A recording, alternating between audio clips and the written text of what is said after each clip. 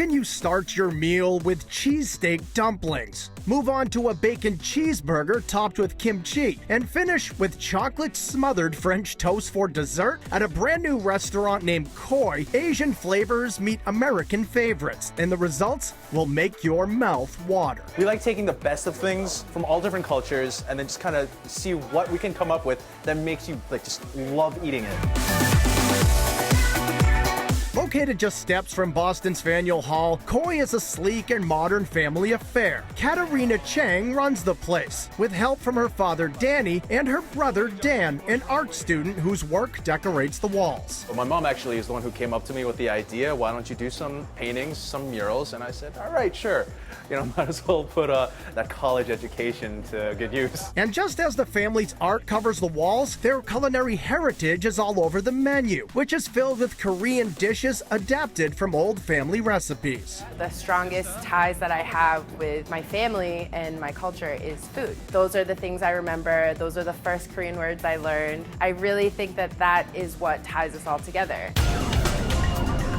The food at Koi is a great introduction to Korean cuisine. Many dishes are easily approachable, while others are more traditional, and the menu is easy to navigate, broken down into 3 sections. So we have taste, which is more of appetizer style dishes, and then we have a traditional section of the menu, which is authentic, true Korean food, and then we also have our twist side, which is more fusion, where we incorporate international flavors with tying in old and new. From the taste section, there are crispy bacon-wrapped water chestnuts, pan-fried carnitas dumplings garnished with black vinegar and queso fresco, and deep-fried cheesesteak dumplings stuffed with pastrami and Swiss cheese and drizzled with a spicy Korean pepper flake sauce. It's a little bit of a kick, a little bit of heat, but the cheese and the meat blends really well together right when you bite into it.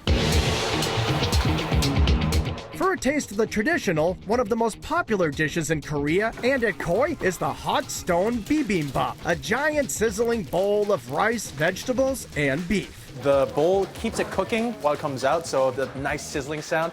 Every once in a while, you hear that crackle. It's really great because not only does it look appealing with all the colors of the vegetables, the sauce, but the sound of it sounds appetizing because I love the sound of food cooking. For those who love the Chinese dish known as General Gao's chicken, Koi has an addictive, sweet and spicy Korean version known as Master Chang's chicken. When you take a bite, I think you first hit the sweet side, and slowly after a few minutes you start to get the spice that lingers in. It's very crunchy and chewy, and it's one of our best-selling dishes. And since Katarina's father came up with a recipe, she decided to name it after him. I had no idea, but they came out with a thing called Master Chang's chicken because my last name is Chang and they call me Master. And if you like it extra hot, there's an even spicier recipe known as Angry Chicken. But apparently, this version is not named after the master. I don't get angry. I get even.